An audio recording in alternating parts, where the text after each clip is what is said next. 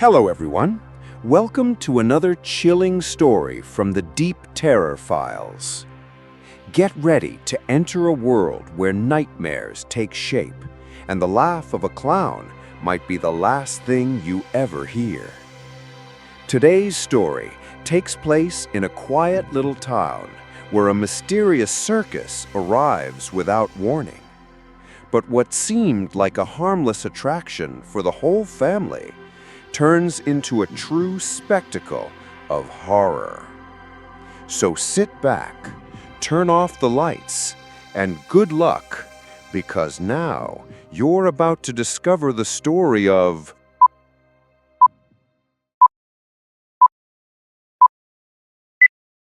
The Laugh of the Abyss, the clown from the Dark Circus. It was a cloudy night when the residents of Vila dos Cedros first saw the colorful trucks rolling down the dusty road. No announcement, no warning, just the muffled sound of a music box tune and the distant ringing of ghostly carousel bells. Mr. Felicio's Circus, fun guaranteed, read a torn banner fluttering in the wind. The children were thrilled. The adults were suspicious.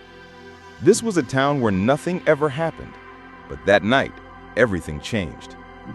Samuel, a 13-year-old boy with a deep love for horror stories, was one of the first to check out the site where the circus was being set up.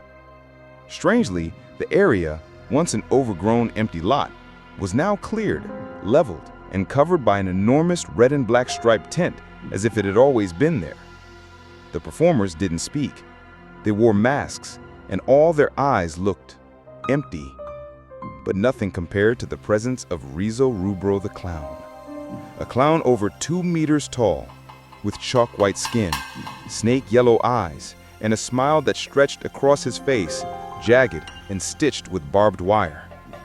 His nose was crooked, as if broken many times, and his laugh, that laugh, it sounded like something from hell, deep, echoing, and wet, as if he were laughing underwater.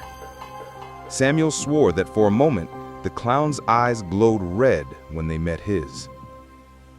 On the first night of the show, everyone was there. It was free. The audience gathered with excitement, smiles, and no idea what awaited them. The performance was surreal. Acrobats floating midair, animals obeying without commands, and Rizo Rubro conducting everything like an insane maestro. But the next day, little Julia disappeared. She was last seen laughing alone in her backyard, pointing toward the forest. When her parents went after her, all they found was a single red balloon tangled in a branch, and a trail of recorded laughter that wouldn't stop. Panic swept the town, but the circus kept going. Night after night, more children vanished, always after the show, always leaving behind a red balloon floating in the air. Samuel started investigating on his own. He recorded the clown from behind the tents and noticed something terrifying. In several recordings, the clown had no reflection. He didn't show up in mirrors, not even in videos. Only the sound of his laugh remained, one that grew louder even with the phone turned off. On the third night, the town tried to shut down the circus. By morning, the mayor was found hanging at the tent's entrance, his face painted like a clown, and his tongue torn out. Scrawled in blood on the back wall, "Laugh with me or cry forever." With help from his grandfather, an old urban legend researcher, Samuel discovered the horrifying truth. Mr. Felicio's circus was a demonic entity that had roamed the world since the 19th century. It would appear wherever a town forgot to fear itself. The clown wasn't human. He was an ancient demon that fed on childhood terror and innocent souls. His real name was Izgroth, the devourer of joy. Every child taken by the circus became part of its eternal show. Soulless acrobats, eyeless tamers, magicians without shadows. The only way to stop the circus was to face it head-on and survive the final laugh. Samuel decided to do just that. The next night, he snuck into the tent. It was pitch black inside, but he could still see. He saw an audience full of dead eyes, stitched smiles, twisted hands clapping with bloody palms, and at the center, Riso Rubro. "Welcome, Samuel. We've been waiting for you," hissed the clown, his mouth opening like a snake's to reveal layers upon layers of teeth. Samuel felt the presence of every lost child around him, crying shadows, outstretched hands, muffled screams trapped in dark magic. But he didn't run. He didn't cry. He stood firm. And when the clown charged at him, he laughed.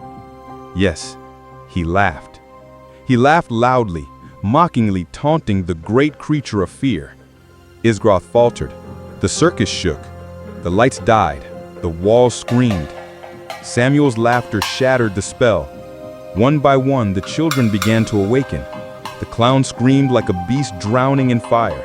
His paint melted, his body crumbled into black smoke, and the circus vanished.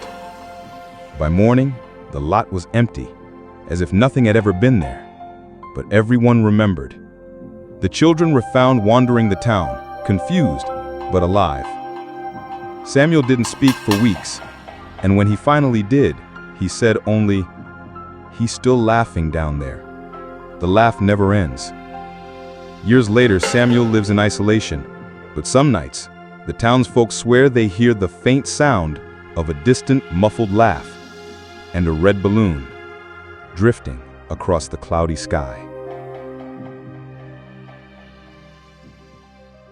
So, tell me guys, would you dare enter this circus? If you enjoyed this terrifying story about Riso Rubro the Clown, hit the like button, share it with friends who love horror, and comment below with your thoughts. We also want to hear from you. What story should we tell next? Do you have a real supernatural tale to share? Don't forget to subscribe to the channel and turn on the notification bell for more chilling nightmares. We'll see you in the next nightmare.